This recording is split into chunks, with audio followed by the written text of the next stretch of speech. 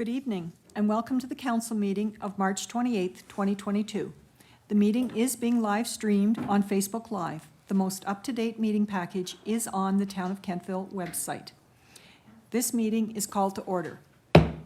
Have all of the councillors received and reviewed their meeting package? Does any member of council have information pertaining to a matter before this council which has not been publicly circulated? I will remind members of council that we are in decision-making mode and we should be mindful of our decision-making wheel. We have committed to making balanced and respectful decisions and adhering to our code of conduct. We will be voting electronic on all votes except administrative. Are there any conflict of interest issues we should be aware of before the meeting commences? I note that all members are present and we have quorum. We have been provided with a proposed agenda. Are there any further additions to the agenda? Councillor Zabian? Thank you, Mayor Snow. I'd like to have a discussion on having a recording secretary present in camera for in-camera meetings to take notes. Thank you, Councillor. Do you have a staff report to go with that matter for part of the discussion? No, I just would like to follow the rules of order that we were presented, and I think we should have somebody there to take the notes. All right, thank you. Thank you. And since it is a rule of order, we don't have to have a discussion about it. And I had the discussion with the CAO after our training session. And for information's sake, our CAO and our clerk are attending the same training in the upcoming week, at the end of the week. So we'll all be playing from the same card, I guess is the best way to put it. So this evening, when we go in camera, we will have someone recording the minutes. Yes. So it does not have to be added to the agenda. Okay. That's satisfactory? All right, if I could have a motion to adopt the agenda as circulated? Thank you, Deputy Mayor. Councillor Maxwell for the second? Yes. Thank you. All those in favor? Those opposed? The motion is carried. Thank you.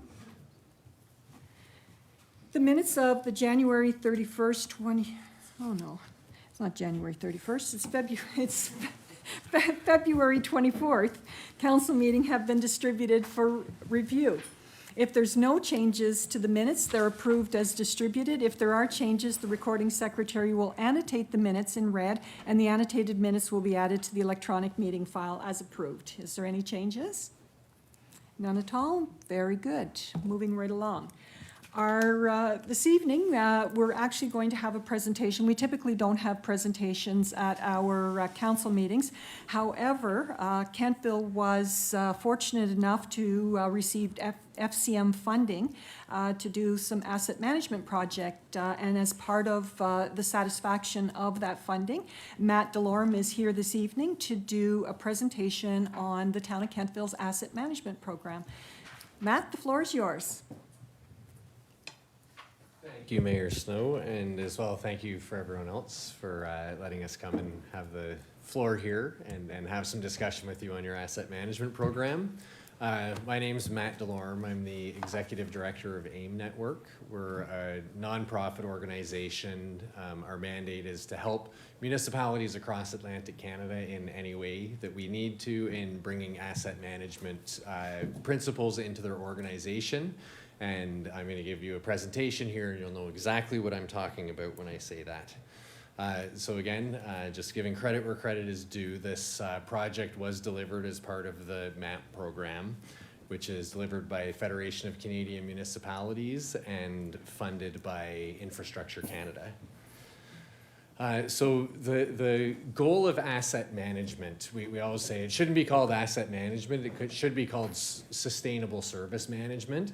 So we right now across Canada have an infrastructure crisis, and you don't read about it a lot in the news, but the general estimates right now are somewhere between having $120 billion and $240 billion of an infrastructure deficit in Canada, likely around 150.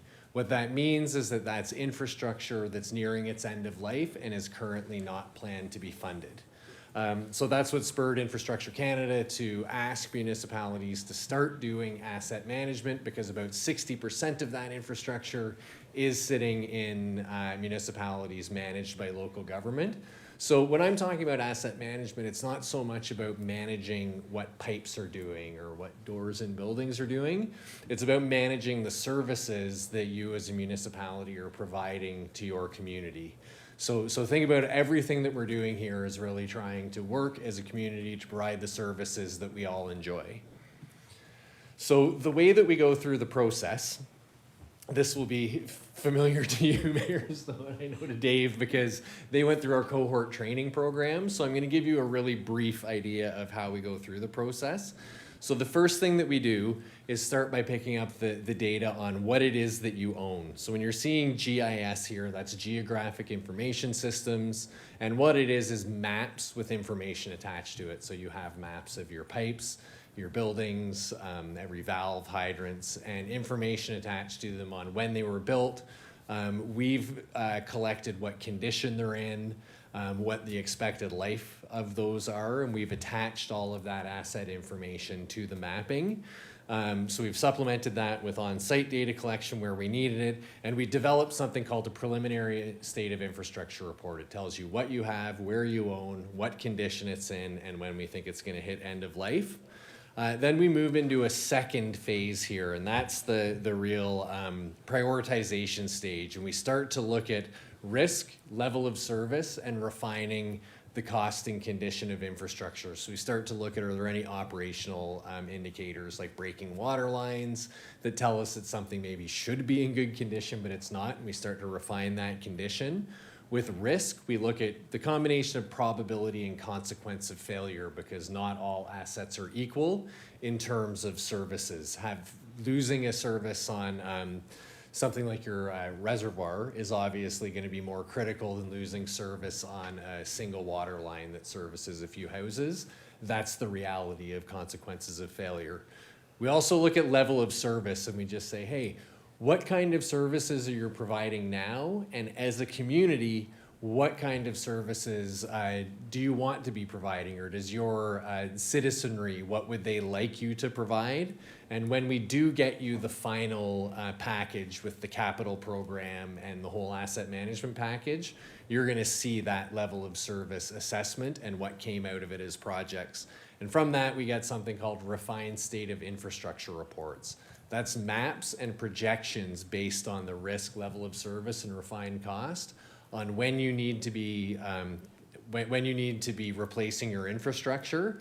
Then we get together with your staff, look at the budgets, what money's available, where you get revenue, and we combine all that into a short-term plan for detailed projects in the next 5 years, and then a long-term planning on what a sustainable investment is for your community.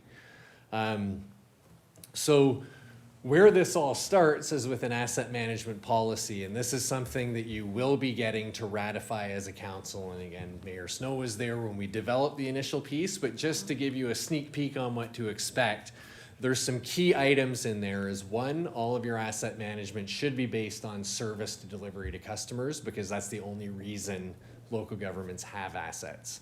The second thing is a holistic approach, and this is something that until this point was really not done much in local governments. And this means that we're looking at all assets together. So we're not thinking about the water mains separate from the arena. If we're gonna do upgrades to the arena exterior, we wanna know what impact that has on providing services with the water. Long-term sustainability and resilience, that's the whole point here, is trying to keep these services for generations into the future. While doing it fiscally responsibly and making sure that it's at a level that's acceptable to the community in terms of utility rates and mill rates. And then last thing is continuous improvement, because asset management is something that is a very living process. You shouldn't have to do a big project like this ever again. Now that we have this set up, we're providing all the tools and resources. I should mention everything AIM Network does is all free and open source. So your staff now gets to keep all of these tools, and it's just a matter of keeping all of this updated going into the future, so you never have to do this big collection process again.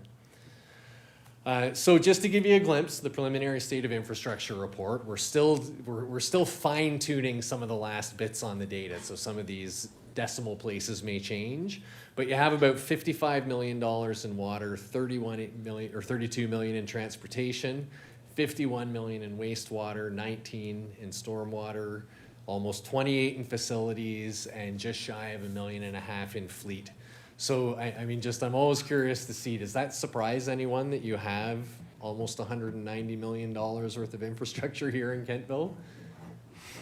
I heard a wow, so, and commonly that's the case. And this is when we start to produce some of this information, we're also building some fact sheets for you that can go onto your website. Because working as a municipal engineer through my career, I've always been surprised that people have no idea what's sitting in the ground providing all these services for them. And it's a really great opportunity to show people who live in the community it's quite the job managing all of this infrastructure, and that there's a real value, because usually people only notice things when they're broken or not working well. This is just a gateway into showing here's some of the good stuff, and we're going to give you some ready-made fact sheets that we hope you can just post up on your website and say, hey everyone, look what we're doing here. So as we go through here, I'm not going to go through all of this in detail, but the big goal here is to look at all of those assets at once so we can see between dissimilar assets. How do you compare? Do we replace the windows on the recreation center here, or do we do street reconstruction? You have limited resources and you're trying to manage a lot of assets, right? So that's really, this is a systematic process of doing that. And you also need to consider things like funding that's available for one type of project versus another. And then also the impact. If you're driving capital in one direction, something else isn't happening. So with that risk assessment, we look at things from a customer level of service lens and try to compare them in what services are more critical at any given time. So just a glimpse into the level of service assessment. I want to give you some of the high points that you'll see. So there's some residences that are above the existing reservoir where there's inadequate pressure and capacity for fire flow. So there is something in there. It's not going to happen in the 5-year plan, but there are plans in works to look at a new reservoir somewhere in the next 10 years or so to provide that pressure. You still have some combined sewer. If anyone's not familiar, that's where stormwater goes into your sanitary system.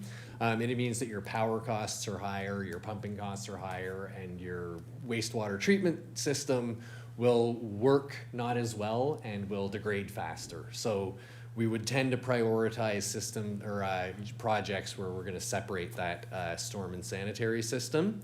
But we wouldn't do that until the street actually needed construction, because if we're going to dig up a road, let's do one that's in poor condition. There's some stormwater discharge issues when there's high tide and peak flow coming together in that confluence.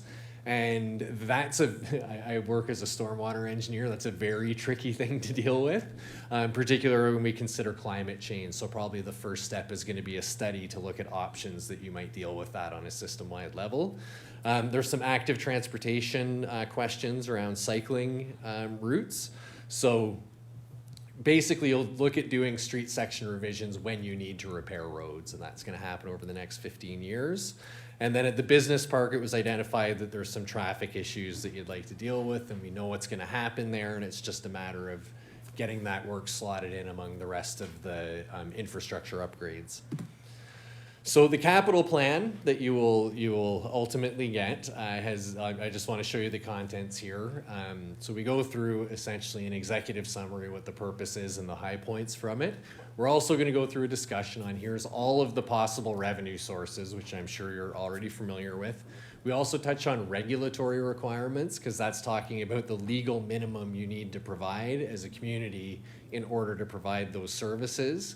We go into some detail on the risk assessment, because that's how we prioritize infrastructure, and it's important that you see that and see how we look at probability and consequence of failures. So we do explain all of that in it, and ultimately end up with here are the 5-year capital works recommendations that came from this risk assessment. And our hope is that when you have questions about it, you can talk to the folks planning the projects and ask, in terms of probability and consequence of failure and why is one more important than the other, and start to bring this language of asset management in. Financial summary, that's the punchline for you as a council, is what is this going to cost? When is it going to cost us that much? And the continuous improvement program is really just our list going to staff, is that to keep this up to date forever, here are the few steps that you need to do every year. This, again, I'll just give you a heads up, this will change a little bit because we are still fine-tuning some project prioritizations and doing some work really to lower your long-term costs in terms of risk management. But right now, important things, your 5 years with the way that we do risk assessment, you don't have a lot of projects that are really critical for you to do right now. So this is what you're seeing there with that gap is good news. It means that you have time to plan and you have some time to work out your long-term strategy. The reason you're seeing a big spike here is because we take anything that looks like it's in its worst possible condition, but so has a fairly high probability of failure, but isn't a high risk. And we put it out in year 6 to 10, because then we can always go grab projects from there at our leisure based on other things like level of service. So what you can see, I'll just give you a quick overview, is that roads and water are, that's the orange here is roads, the yellow is water. Those are going to be a big focus for you because you have aging infrastructure. And again, no secret, we're going to fix the water when the road needs to be replaced, so we can combine those together, because we don't want to go replace a road, then have to dig it up for the water lately. There is this light blue here is facilities. This is something we're actually going through a refinement process to really fine tune that, and I would expect some of this is going to be moving out into year 10 to 20 when we get some of that deferred, because you have some that can be addressed more with a risk management approach and doing some monitoring rather than replacement right now, because part of our goal here is to delay spending as long as we can because it costs less that way. There will be some building exterior projects that we'll be suggesting, roofing and windows, because those are the ones that can go really sideways if they start to fail. You can start to get compounding problems. So there's a lot. You can see the dark blue down here. Your wastewater system is in pretty good shape, except where we need to do those combined sewer separations. And likewise with fleet, it's just a matter of some continuing projects on that. So what we'll see when I was talking about the punchline, right now it's looking like your sustainable investment for the next 20 years is about $3 million a year.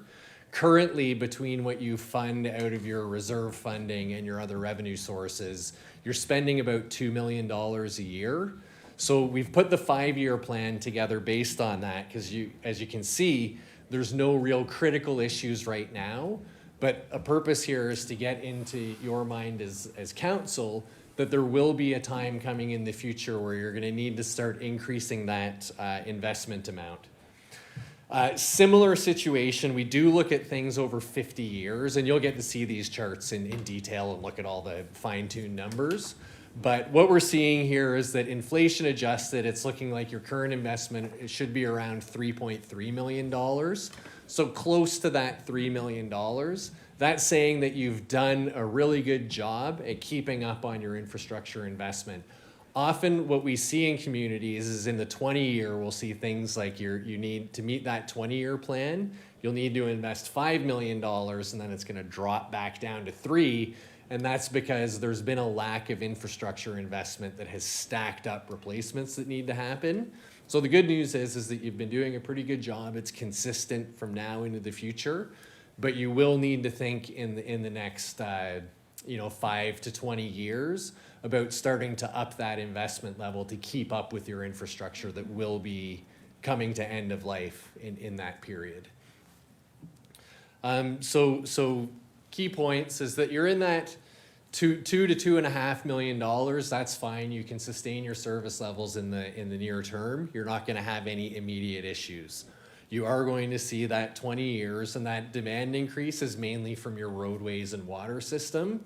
We're hoping, this is really common, so we're hoping that in the next few years, we're going to see increased focus from a federal level on water and wastewater infrastructure with increased levels of funding. So hopefully we'll start to see that, because this is not an uncommon story. So once this information starts to get out at a provincial and federal level, there might be some more cents on the dollar coming to support those projects. I'm not saying that from any inside information. It's just, it's what we all hope, because it's a common issue across municipalities. Facilities in 16 to 20 start to become a much higher priority, with about half the cost going into facilities. So that's something where you're going to need to start now thinking about what services do you provide with those facilities, what's the long-term plan for them, where do you want to go, do you want to keep renovating, replacing, or do you want to start looking at new facilities? Again, this all opens up different ideas depending on funding pathways. But knowing that, again, it's long beyond this council term, but these are good discussions to be having now, so that when the time comes, you get a really good idea of what you're doing. It's also something with roads. We always suggest, it's well documented, that a good operations and maintenance program on roads, where when you build a new one, you start to do crack sealing and patching and really keep the water from getting into them. That pays off for the long term. You can basically extend the life of a road outside of Main Street and the loop, like your heavy traffic areas. Your local roads, you can extend essentially to the life of your underground infrastructure. So starting to shoot for that 60 years by crack sealing and then overlaying instead of replacing the whole road. So that'll be a recommendation coming in, is that O&M approach. So there's no short-term urgent requirements that aren't being addressed. You do have time to plan. And you do need that medium-term increase. So really, that is the kind of large picture that you're looking at here.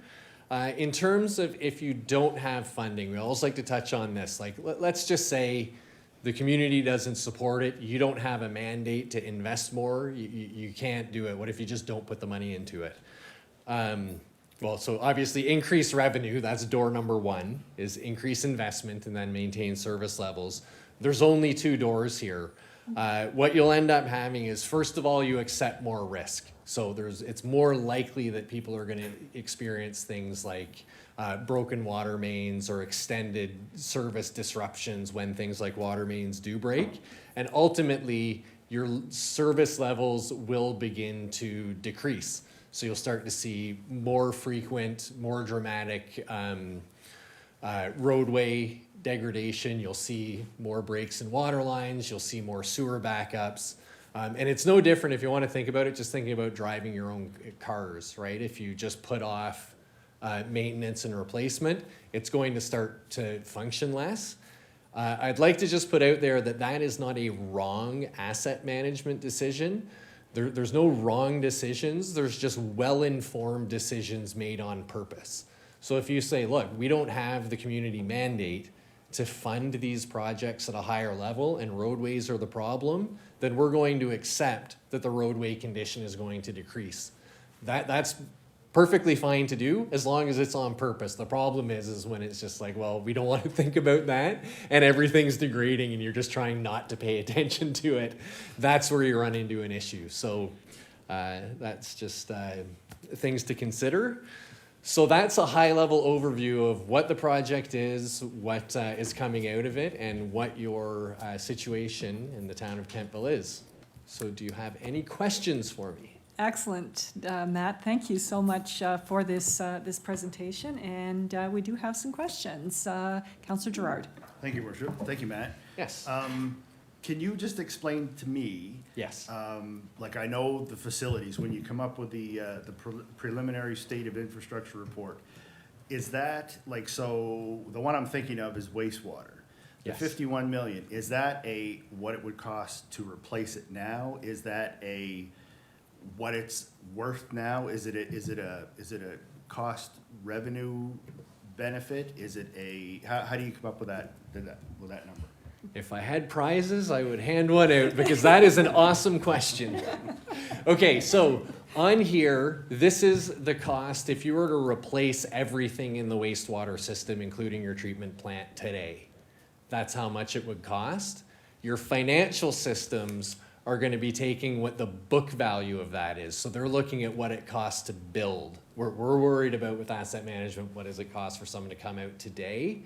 And then you'll also track, actually both in this system and the financial system, appreciated value, which is the current value. And that's usually handled in the financial system. We really care about what does it cost to get a contractor to come out and put a new pipe in today. Thank you. Yeah. All right, are there any further questions? Counselor Maxwell? Thanks, Matt. Yes. Great presentation. You answered my question about the roads pretty well, like that a regular maintenance program for roads would extend the life of the asset, or, you know. But I'm wondering about monitoring the assets, much like you would your car with every so many kilometers, you have, you know, this maintenance check done. Is there those types of checks in there for the other assets? If you know what I mean, what I'm saying is I do. to monitor so that we don't just fix something and then turn away from it as long as it's working. We're not gonna go at it or anything like that. We're just gonna let it function away for 20 years, or are there checks and balances there? You guys are sharp here. This is like the advanced class. Okay, so yeah, so what you're talking about there is you're getting into an operations and maintenance program. Yeah. So the asset inventory and asset management plan here only considers the replacement. Yeah. Now, that's not to say that the tools don't exist, and I'm gonna look over at Dave. I mean, I imagine you're doing some scheduled maintenance programs, and so that is happening within your departments. However, we at AIM Network have been working with the Water and Wastewater Association, ACWWA, and we've developed some formal programs for assessing and tracking and building those operations and maintenance programs. Because if you want the infrastructure to last longer, the more you do that, the better it's gonna be. So, and that fits into that continuous improvement, is that you're certainly doing a good deal of it now. But generally, we find in communities, you can always do more. And we're helping build tools and resources, which again are free and open source for communities to help with that. Okay, great. Thank you very much. Deputy Mayor? Thank you, Worship. Hi, Matt. Hi. Thank you for the presentation. My question's more around the financial piece of it. So when you look at the forecast moving forward and you see the level of debts perhaps that some municipalities, perhaps ourselves, but maybe other ones will be in worse shape than we are, probably they are. Yes. Like you think about the financial condition indicators that the province looks and ranks municipalities on, those sorts of things. So do you see that piece of it changing at all, i.e. municipalities having to take on additional debt because of their asset management plans, and the province or provincially or federally giving more leeway around what those indicators look like and what acceptable thresholds are? Sure. So I'm just going to give the caveat here that I'm well in the realm of speculation on what is going to happen, because I have no idea. But what I can say in work, like, because we do discuss things with the provinces, I would say generally speaking that increasing debt is an undesirable approach in order to manage infrastructure, because it starts to get out of control. Yeah. So what we suggest actually, first of all, is really take a hard look at that level of service assessment first, and focus on critical services. As I mentioned earlier, I am certainly hoping, not as Matt AIM Network guy, but as a resident and citizen of Canada, that there will be some focus from the federal government and provinces on that $100 and some billion of infrastructure, because we all like clean water and somewhere Right. for the sewage to go and Yeah. places to go play sports. So, I'm hoping that when they start to get this information coming from municipalities, that will push on the funding level. Okay. So I would expect it to come more on the funding side than a opposed to the debt. relaxation of the debt Okay. loads. Great, thank you. very Again, much. with the caveat that I don't have a crystal ball and I don't know what's gonna happen. Absolutely. Thank you. Are there any further questions? No? All right, Matt, thank you so very much for the presentation. Okay, well, thank you again, all of you, for your time. Really appreciate it. And just in closing, I'll say that we're gonna get you some final documents. Dave knows where to find me, and I'm always happy to answer any questions either by email, phone call, or in a formal situation like this. No problem if you'd like me to come back and have a chat. Excellent. So Okay. maybe when we get our final documents, we could do a training morning or something and have you come in. I'm just throwing it out there. We'd even buy you lunch. Yeah, I would be delighted to do that if you Okay. give me the opportunity. I always like talking about asset management. right, So perfect. absolutely. Okay, thank you so much. All right, we're moving on now to our business arising, and our first matter of business is the second reading of our taxi bylaw. We have a recommendation from our staff that second reading is recommended. So if I was trying to mime and be very discreet, but it wasn't working. you didn't have a striped shirt on, so you can't do the mime thing when you don't have a striped shirt on. So if we look at a motion that council approve second reading of the taxi bylaw. Someone would move that? Deputy Mayor, thank you, and seconder, Councillor Gerard, thank you. It has been moved and seconded that council approve second reading of the taxi bylaw. Is there any discussion on this matter? There being no discussion, are you ready for the question? The question is on adoption of the motion to approve second reading of the taxi bylaw. Voting is now open.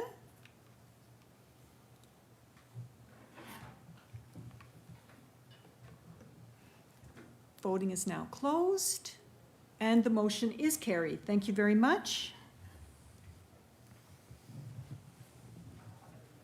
Our next item is Police Commission bylaw.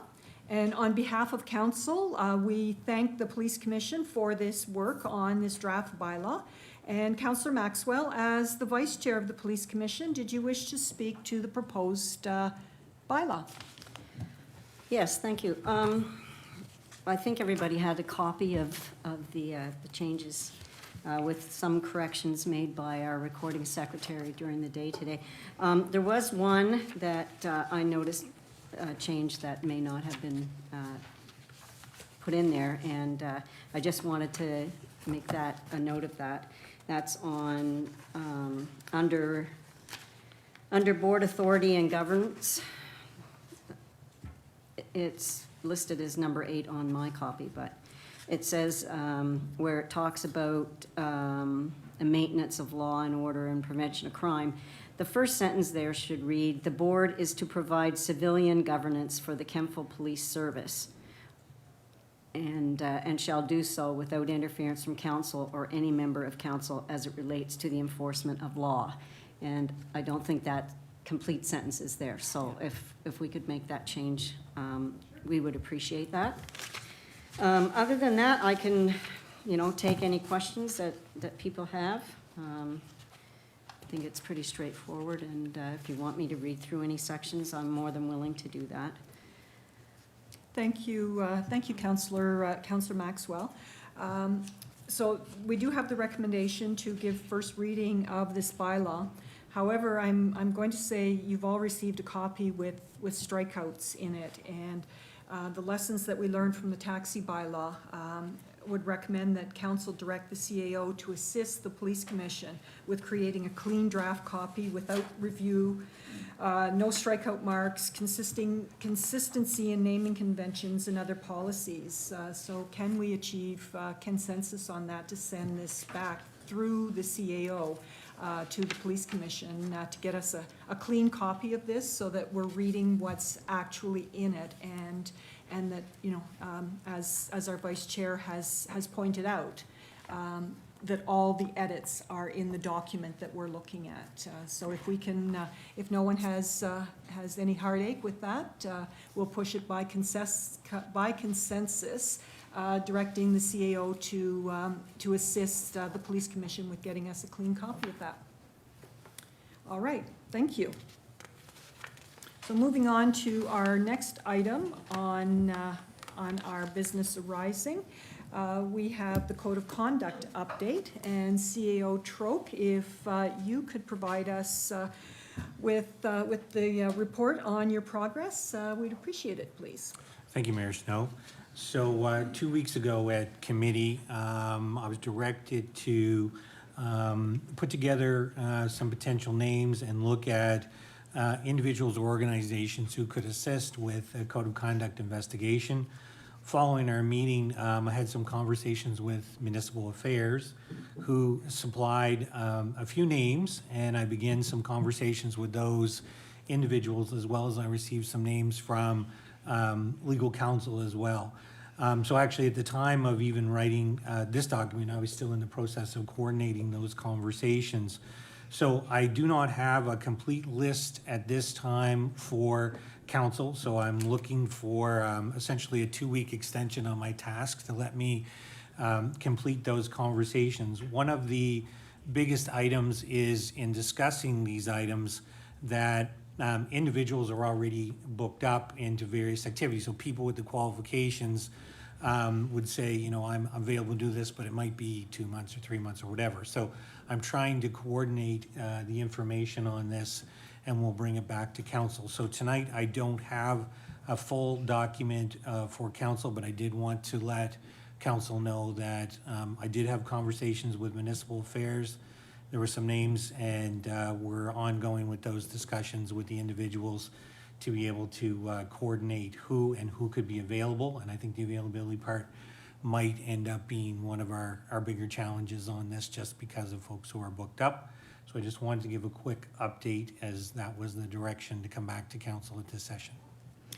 Thank you, CAO, and we have a few questions. Deputy Mayor. Thank you, Worship. My first question is, sorry, I just lost it, but it's gonna come. My first question is, yes, thank you, is around the breaches. So there were 4, and then there was another one, a 5th one. Will this person or will these people be reviewing and/or recommending or not recommending sanctions for all 5 of those, or just for the one? So there are 2 items here that I think that I should go back and just mention, is that council's direction on the first 4 was to come back together. Originally, it was a date of the end of April, and our original poll on that will probably push that back a little farther into May, just because of availability. So that was process 1. The 5th item, where there was a number of items in there at the direction of our council with regards to potential confidentiality or items that might want to be in camera. So as a result, I was given direction as that as being a separate process with this individual doing the review. So it's really, in this case, the direction I have is specifically with regards to the 5th item. Okay. Did you have another question? I do. The next question is the person or people that you are seeking out, the qualifications of that person or people are that they are of a legal nature? So of a legal nature with obviously human resource background, because of the intertwining here of a code of conduct, along with the ability to investigate or dig deeper into the item, and then also be able to look at how this also intertwines from a human resource perspective. So that's kind of the framework then when I begin my conversation, and kind of where we seem to be going with it. Okay, thank you. Councillor Zabia. Thank you, Mayor Snow. Yeah, to CAO Troke, the way you explained it is the way I understood it. They were 2 separate issues altogether. I did take the liberty, though I did reach out to a few municipalities, and I do have a couple of names here which I can pass on to you that have done this kind of work before. So I do have those. I'll give those to you later. Thank you. Yeah, so I guess we'll go from there and see where what happens. Thank you. All right, thank you, CAO. Our next order of business are recommendations arising from the CAC meeting on March 14th, and they will be read and moved by Councillor Huntley. Councillor Huntley, you have the floor and your mic is on. Thank you. You may want to direct your mic, yes, thank you. Thank you. At the March 14th, 2022 meeting of Council Advisory Committee, Director Deb Kroll submitted the debenture funding from the Municipal Finance Corporation in the amount of $963,400. Council Advisory Committee recommends that Council pre-approve the debenture issuance as follows. TBR 21-22-01, various at $728,400, and TBR 21-22-02, sanitary sewer at $235,000, for a total debenture of $963,400. So moved. Thank you, and a seconder? Second. Thank you, Councillor Gerard. It has been moved and seconded that council pre-approve debenture issuance as follows. TBR 2122-01, various at $728,400, and TBR 2122-02, sanitary sewer at $235,000 for a total debenture of $963,400. Is there any discussion on this matter? There being no discussion, are you ready for the question? The question is on adoption of the motion to pre-approve debenture issuance as follows.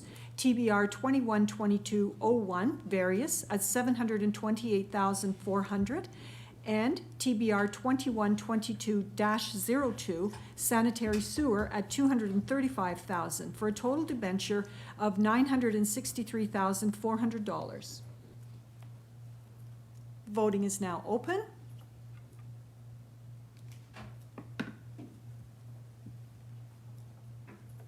Voting is now closed, and the motion is carried. Thank you.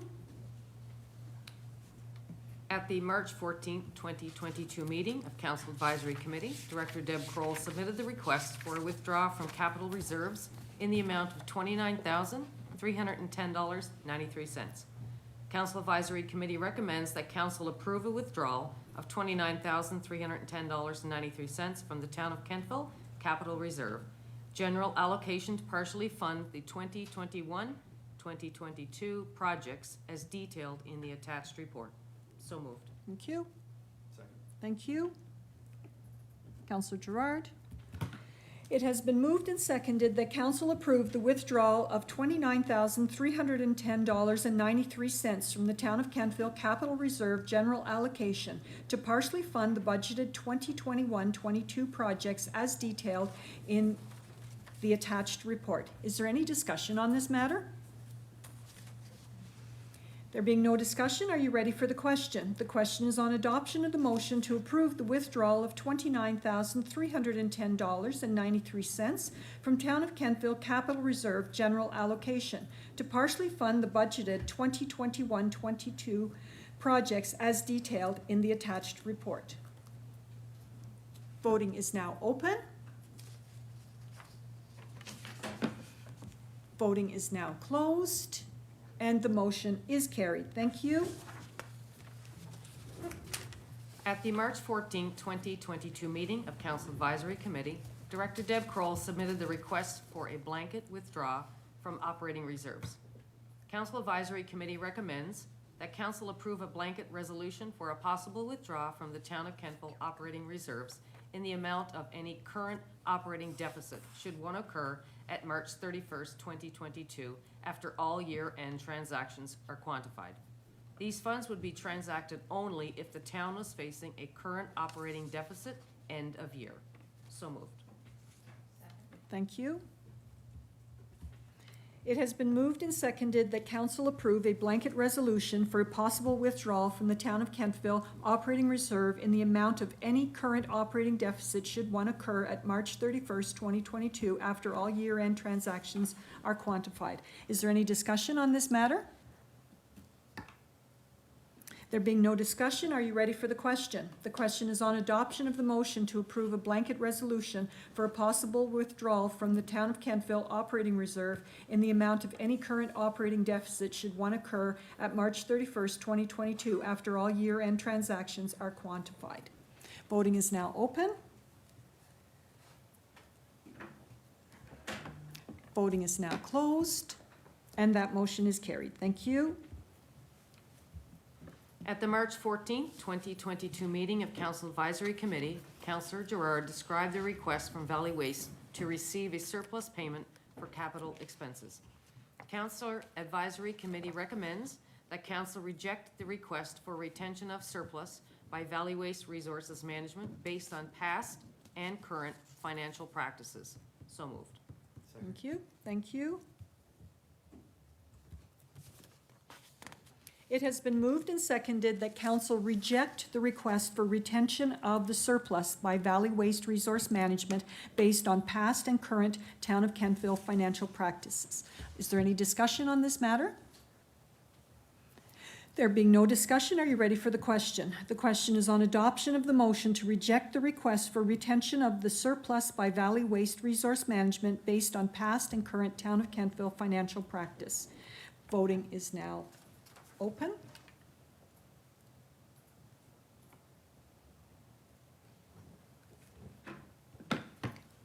The deputy mayor has stepped out, so that will show as a Abstain. a blank. Yeah. Yeah. All right, so voting is now closed, and the motion is carried. Thank you. At the March 14, 2022 meeting of Council Advisory Committee, CAO Troke described the land sale agreement for East Coast Local and their request to extend their development covenant deadline from 2023 to 2024. Council Advisory Committee recommends that Council approve the extension to the development covenant by East Coast Local, Inc. on Lot 2F on Chipman Road in the Kentville Business Park by 1 year. So moved. Thank you.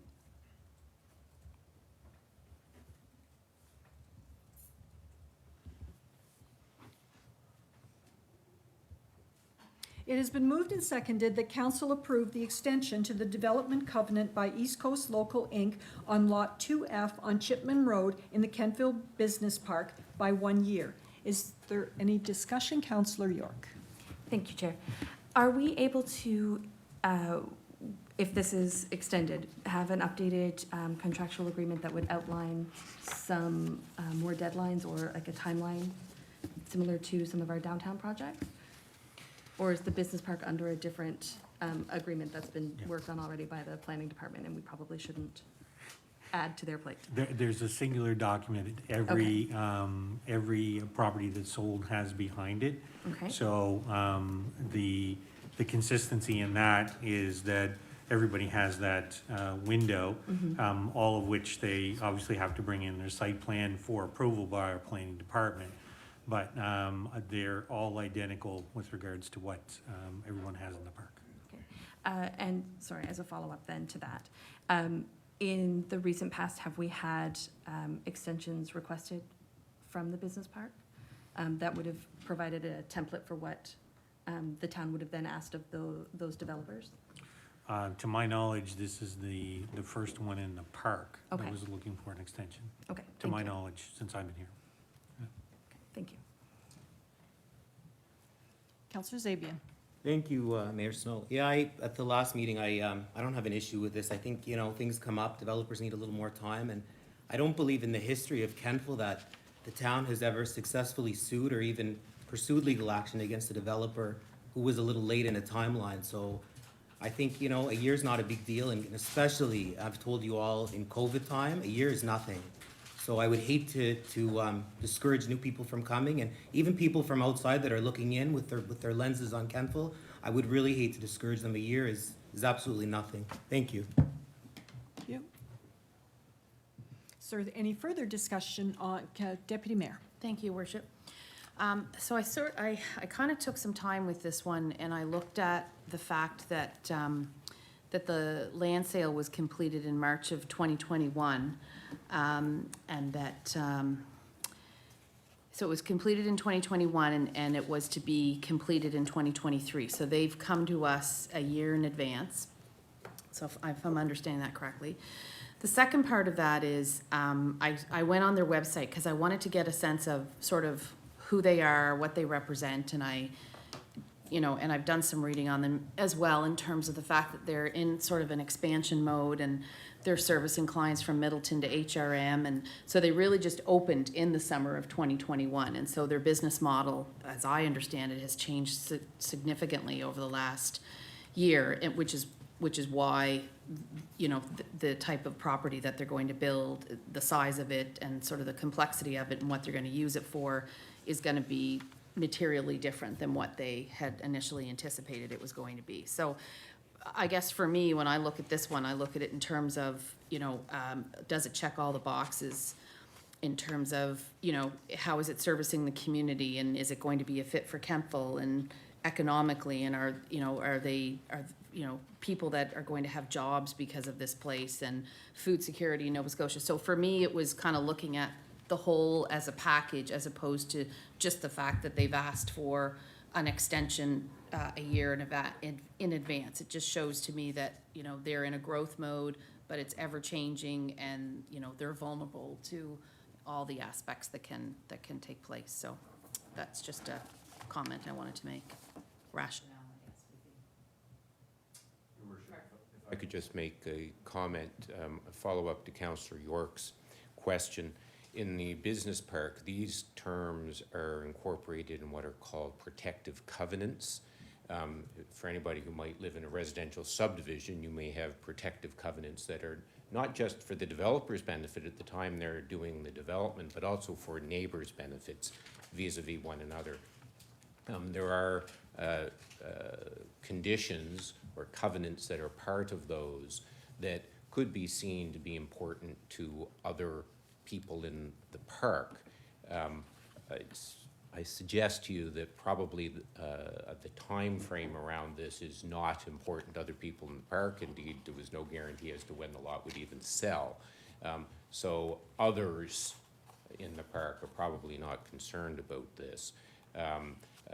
But if other types of requests were being made of you, then that's something you should be turning your mind to. That's different than the normal contractual relationship where it's just you and them. It's you, them, and others when we're talking about the park. I just wanted to make that point because it could be important some other time, and I wanted to make sure that you knew the issues. Thank you. Thank you, Solicitor. All right, if there is no further discussion, are you ready for the question? The question is on adoption of the motion to approve the extension to the development covenant by East Coast Local Inc. on Lot 2F on Chipman Road in the Kemptville Business Park by 1 year. Voting is now open.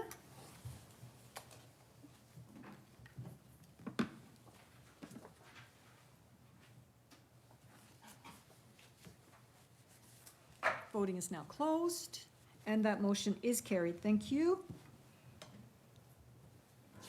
Thank you, Councillor Huntley. All right, moving on to our councillor reports. The reports will be presented and are part of the record of this meeting. Councillor Gerard. Thank you, Worship. Let me see. Last meeting was February 28th. Last CAC was the 14th. So March 16th, I had a Valley Waste meeting, EPR. So they're making some headway, and they hope that Nova Scotia will start the EPR. The EPR is the extended producer. When you go to buy a box of cereal, you pay a fee. That company keeps the fee. Most other provinces, except for New Brunswick starting it, they might have started it already. Nova Scotia and Alberta do not do this. So there's money out there to pay for the recycling of the recyclables from when you buy from big producers. So it's about $1 million, I believe, that to the province that could go towards that. So there was also discussion around asset management and replacement, and I think now that our CAO and the CAO's group with the IMSAs. There's talk of not only replacing trucks and equipment, but we've outgrown the buildings, et cetera, the room that we have up there. So I think this is where, and it's gonna be passed on to you, maybe not April, but probably May. It's, instead of doing this piecemeal where we go, this is what we've got money for to build now, we have to look into the future, and they're talking about possibly, a better functioning area. Let me see. Yeah, so in the past, we've made concessions. So March 17th, Kentville Joint Fire, the area rate passed on March 7th. It is now 0.0378 per 100 of assessment. We're still waiting to get a finalized contract with Camp Aldershot. So right now, when we get called to Camp Aldershot, we're using fees that are based out of, I believe it's the 80s. Engine 11's replacement is here. We, as the Kentville Joint Fire Services Committee, got a tour of it. It had come to my attention that there's an ambulance shortage sometimes where, and Kentville Fire does do medical assist calls. My worry was that we were going to be used, excuse me, to subsidize the ambulance service. Thankfully, the chief has the same worry, and that's not gonna happen. I think that's about it at the bottom. The chief sent out earlier in the month an email as for truck replacement. And what they wanna do eventually is start buying dual-purpose trucks to eliminate one vehicle, and when a vehicle's next to $1 million, that's some pretty good savings. That's my report. Thank you. Excellent, thank you. Counselor Huntley. Thank you, Madam Chair. 2 committee meetings. One was of the Kings Point to Point Transit. We talked about the guidebook for transit that they're looking at. We talked about insurance renews. There's a lot of applications going up for grants now, so there was a big discussion in that. There's a new lady hired there as a manager, and she's really on top of all the grants, so that's a good thing for them. Again, talked about the COVID testing and, of course, the changes that were going to be coming through for, March 21st. And the discussion also about electric passenger van info.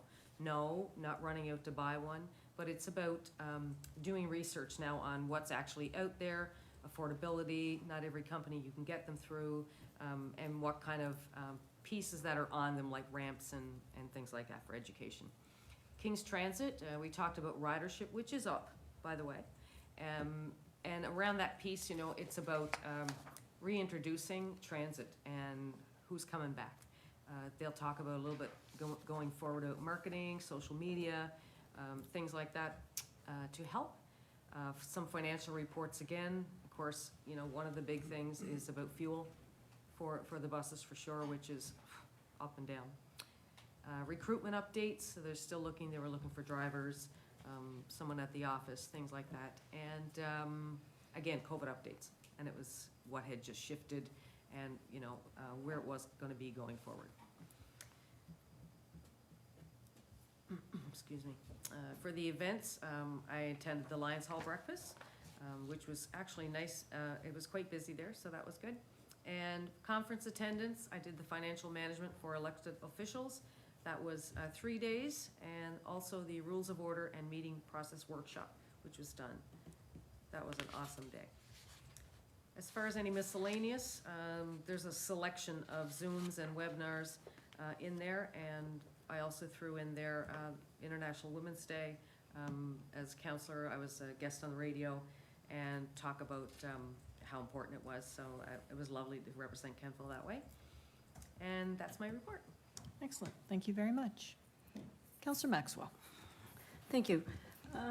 Let's see, I attended last council meeting, February 28th, last council advisory committee, March 14th. I had 3 committee meetings. February 25th was the Police Commission, February 28th, the Annapolis Valley Trails Coalition, and March 11th, Inclusion and Access Advisory Committee, and I will speak on those in a few minutes. Town of Kentville event attendance, February 28th, public hearing, LUB amendments concerning granny suites. And so that was the primary focus of that. I attended the HWA meeting, which I'm very interested in. Several updates were given at this meeting. The current state of the ravine after the storm, which has sustained quite an amazing amount of damage. We will be part of an Atlantic group also looking at HWA.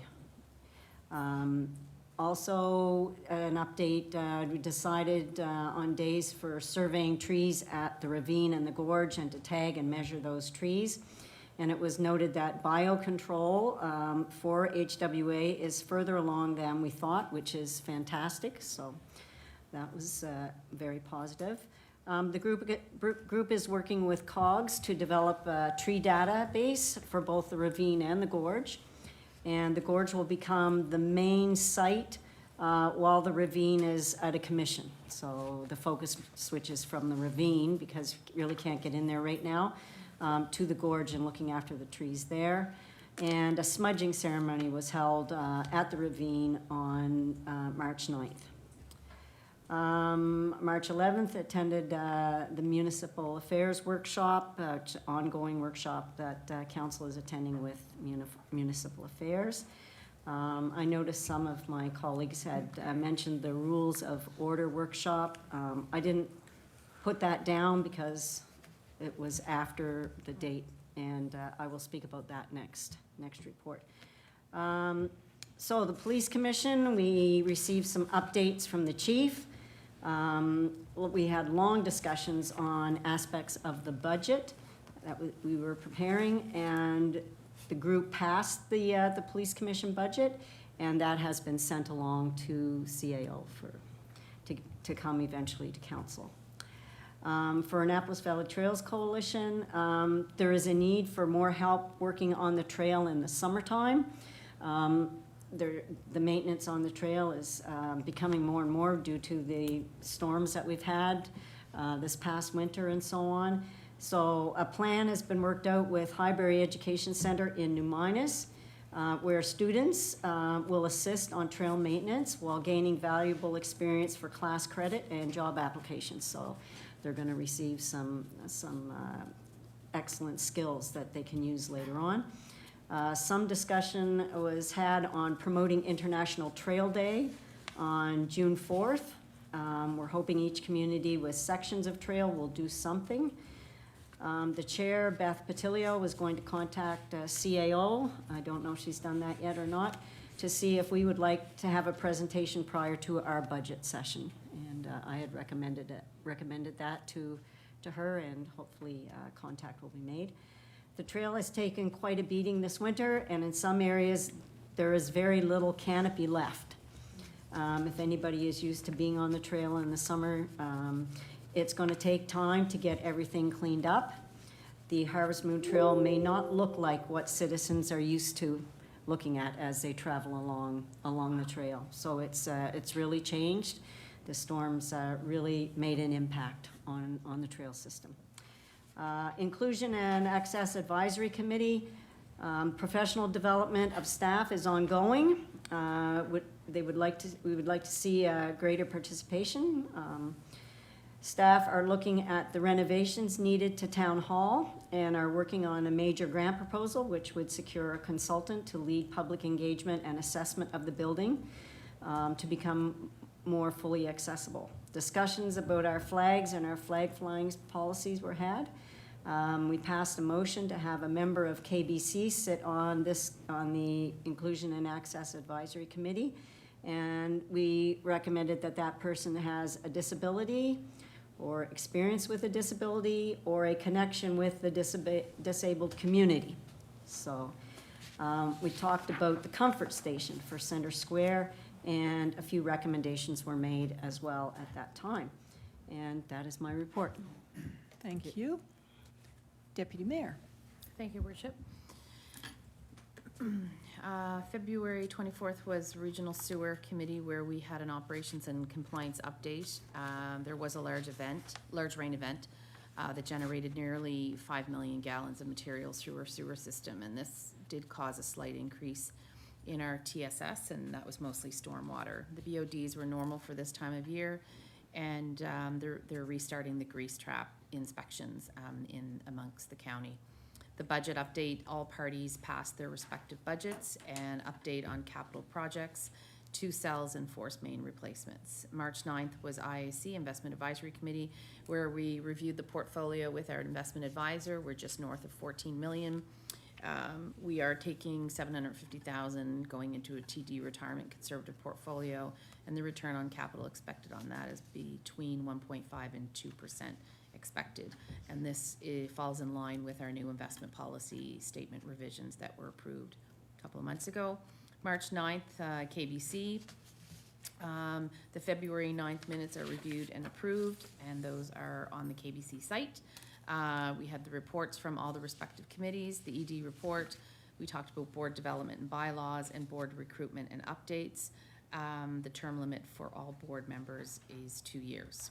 March 17th was another Regional Sewer Committee meeting where we had an operations update. BODs and TSSs were high, which was related to weather and rain. We had a budget review and a capital update, which we discussed the lift station in Colebrook and the sewer main aeration project. March 10th was Kentville Inclusion and Access Advisory Committee. Councillor Maxwell has covered that all off quite nicely. We had updates on grant proposals. We talked about, as she did, the updates from the motion to have KBC present at the table. March the 16th, I attended the vigil for Ukraine along with Councillor Zabian was also there. March 3rd, I had a discussion with a member of the public. March the 7th, went to the ratepayers meeting for joint fire, and Councillor Gerard alluded to what the new area rate per 100 for the assessment for the fiscal year 2022-23 is. March the 8th was a town of Kentville public parking meeting, KBC downtown parking. It was joint meeting with Lindsay Young, Chief of Police, and the board chair for KBC. And this was a discussion for the upcoming CAC meeting regarding parking. March 10th, I attended the AVCC AGM.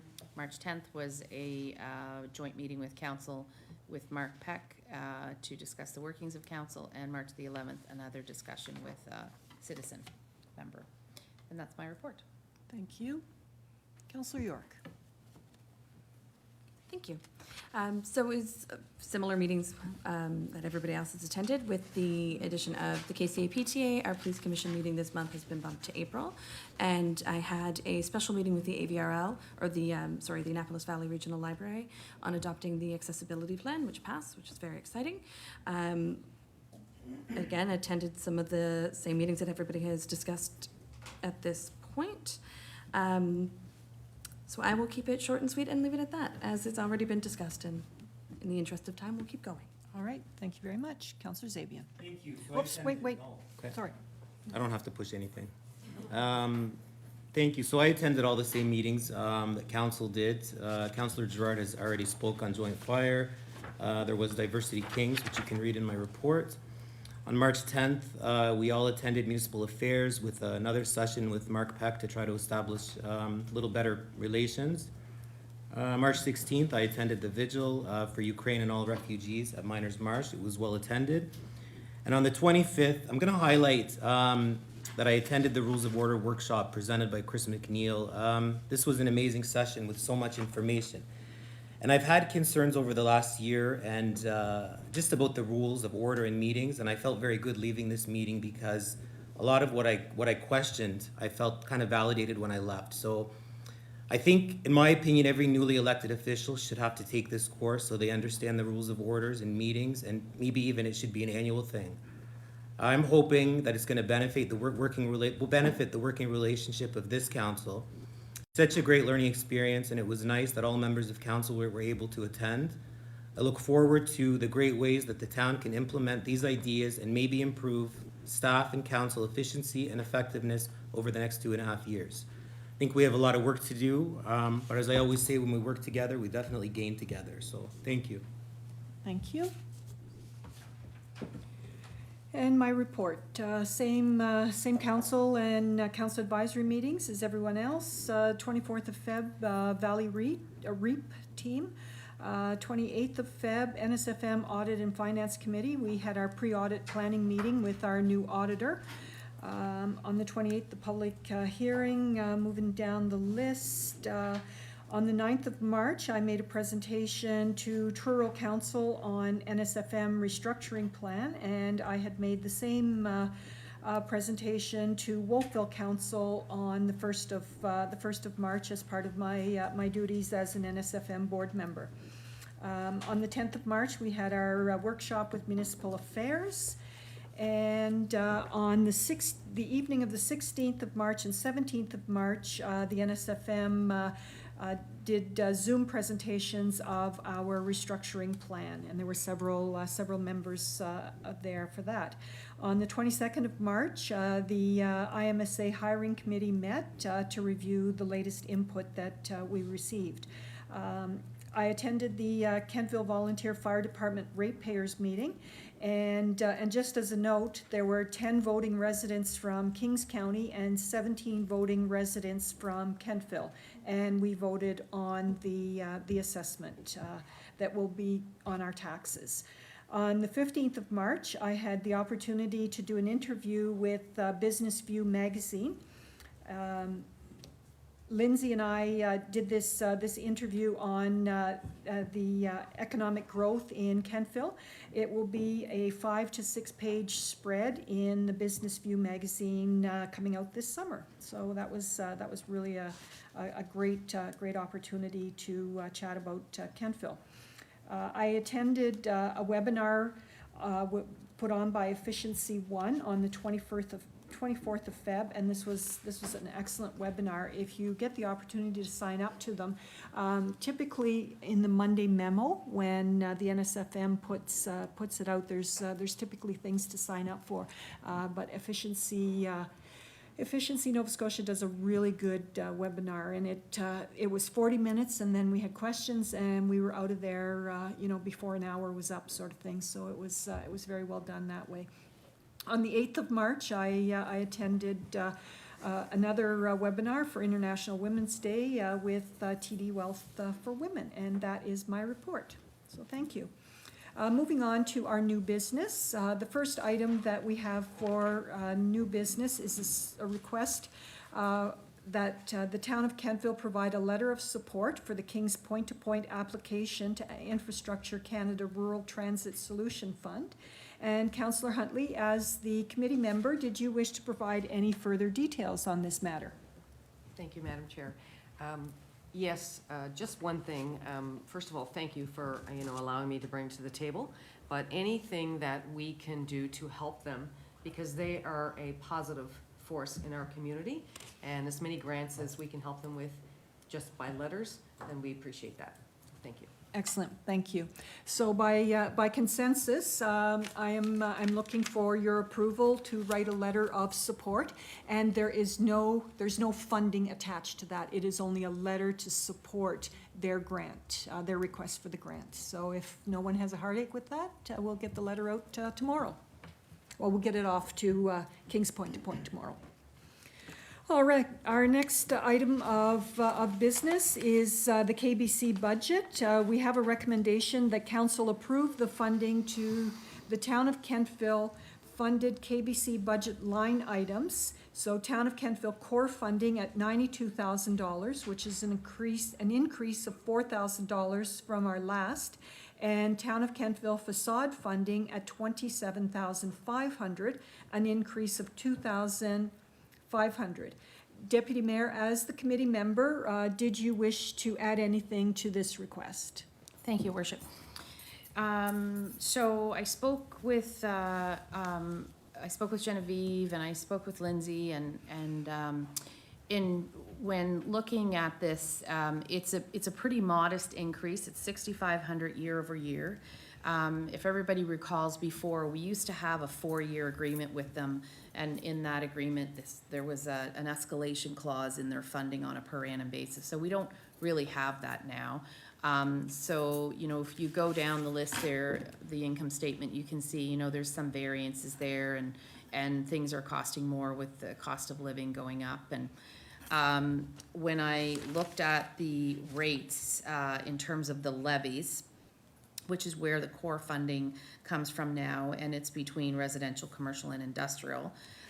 In order to accommodate the 6,500, they would be pretty modest increases. The residential would be 0.001%, the commercial would be 0.0058, and the industrial would be 0.0038.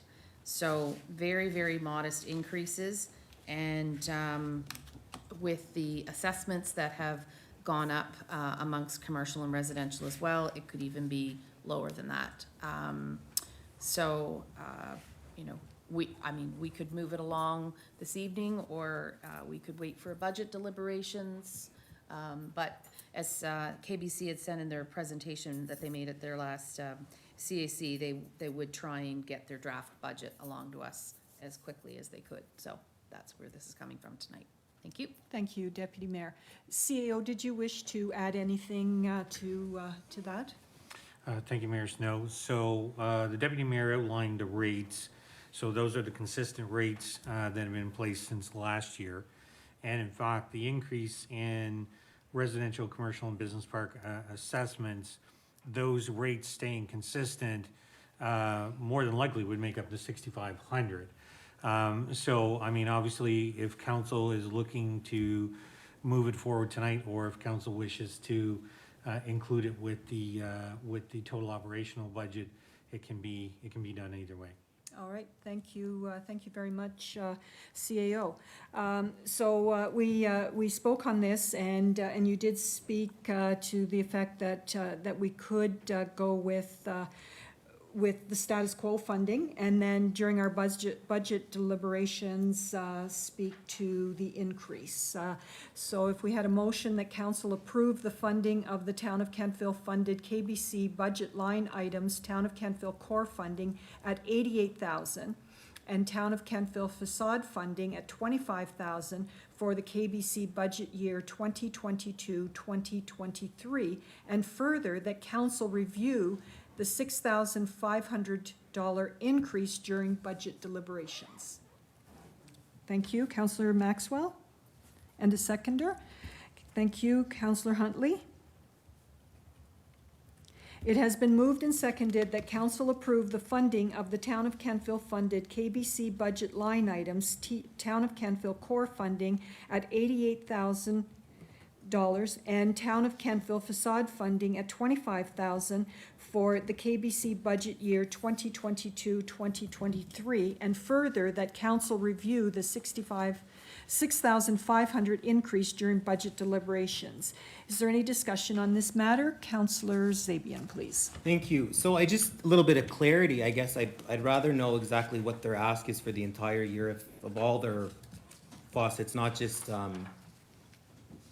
those two things there. And I guess they have money banked, or are they, yeah, I guess I'd like to know what they're looking for in total. So based on, sorry. Go ahead. Based on, just based on the information in the document here, the request to the town, so the request to the town would be 92 for the Town of Kentville core funding, so that's up from the 88. And then the request for the facade would be 27.5, and that's up from the 25. So those would be the two items for the town. They also, they do have cash reserves, sponsorships, and some funding from ACOA coming in. Okay. So their total revenue on the income statement would be 167, but the number that they would be looking for from the town would be the 92 and the 27.5. Okay. They're not looking for the whole 167. Okay. No. Thank you. Deputy Mayor. Thank you, Worship. And I know there's a motion and there's a seconder, and this is just the discussion, but I guess where it's only 6,500, I mean, it's a pretty modest ask year over year. I mean, does it really have to be deferred to budget? I mean, I would see if it was quite a bit larger, but it's pretty minuscule, and it may not even need to have those levies amended at all based on the assessment values that have gone up and so on and so forth. But I guess if it is, it is. But in terms of time frame, are we like a couple months out or a month out, or, sorry, I'm directing it, sorry. Oh, So are you asking the budget, the operational budget? yeah. Oh, we're only a couple of weeks away from that. Okay. Yeah. Okay, so okay. All right. Thank you. Counselor Gerard. Thank you, Your Worship. Again, and I said this last year, I don't like spending big sums of money when we haven't even discussed, you know, not to say that this isn't gonna be a line item. But before we get an overall picture of what our finances are gonna look like finishing up 21-22 and beginning 22-23, we passed sewer because that was more of a, had to be done. But, $130,000 is a lot of money when you don't know, what your finances are gonna look like for the next year. Thank you. Thank you. Counselor Zabin, you've already spoken. I will defer to Counselor Maxwell. Counselor Maxwell. Thank you. I think KBC has done, great work over the last couple of years. However, I feel uncomfortable with going with the increase without looking at where our overall budget is. And I look at cash reserves sitting at $17,500. That's a nice, large chunk of change to have in a reserve. And so, I kind of question why we need more when we're able to accumulate that amount in a reserve. So I think some more discussion on this during budget deliberations would be in order. Thank you. Thank you. Counselor Zabin. Thank you. Yeah, I kind of echo Councillor Gerard and Councillor Maxwell's comments. I mean, $6,500, it's not a lot of money to the town of Kentville, but it's certainly a lot of money to me. And I think that, you got to remember, when you spend it here, you can't spend it there. So I'd prefer to see everything in full view when it's budget time. And I look at this because, I'm a number person, and I look at some of these numbers, and obviously they've done great work. I'm not taking that away from them, but I think that money maybe could be spent somewhere else. I'd like to see the bigger picture when we come to it and see what happens. Thank you. Deputy Mayor. Thank you. I'll just make one more comment around that. I think maybe one of the things that we may want to look at as a council moving forward, I alluded to the fact that we had 4-year agreements with them before, and maybe that's something that we may want to look at on a go-forward basis. I don't know. We went back to the 1 year, and that we would relook at it every year. And, I think, to echo what Councillor Maxwell said, they have done amazing work. And I think when, we look at our overall budget, not referring to the capital one, but certainly for the operating one, that budget there's probably about 8% of that budget, 6% of the budget that's discretionary. The rest of it is all fixed. So I don't see that as being a major thing. So, yeah, it'll be interesting to see going forward. That's All it. right. Thanks. Thank you. Is there any further discussion on this matter? Are you ready for the question? The question is that council approve the funding of the Town of Kentville funded KBC budget line items, Town of Kentville core funding at $88,000, and Town of Kentville facade funding at $25,000 for the KBC budget year 2022-2023. And further, that council review the $6,500 increase during budget deliberations.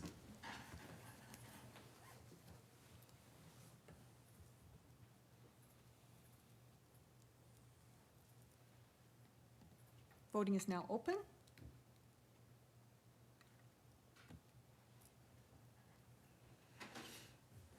Voting is now closed, and the motion is carried.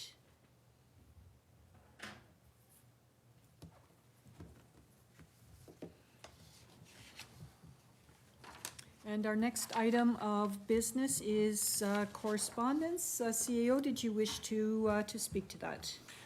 Sure. So we did receive some correspondence with regards to the King's Historical Society. There's a number of major capital pieces of work that they're looking to do, and obviously looking for support from a number of areas. It seems that a lot of the things that they're looking to do from upgrades may be items that they may be able to go through the Municipal Green Fund or other such funding. So this request came to us, and I think it's one of those things that there's a much bigger discussion going to be had here, I think, by the group with these other funding agencies before the town or anybody would know what kind of support you would even want to put into it. Wanted to make sure that council obviously was aware of this, and that I think there's a number of potential opportunities to go after some of these fundings through some various higher level government opportunities. Thank you very much, CAO. I'm taking an FCM course, and last week, on Friday, when I did my training, I actually made contact with one of the folks there that help organizations like King's Historical Society with grant writing and that sort of thing. So I will ensure that they receive that contact. Several of those items fall very nicely into it. So originally, when FCM started some of their funding, they were looking at municipal buildings. And then what they said was they wanted to expand it so that it could be buildings within a municipality. So any of these not-for-profit buildings would be eligible for this type of funding. So it's really a good place to be, sort of thing. All right, that is our correspondence. Now I open the floor to public comments. If you wish to speak, please come to the podium, state your name, your address, and you will have 3 minutes to speak, and the matter should be something that we've discussed on the agenda this evening. Thank you.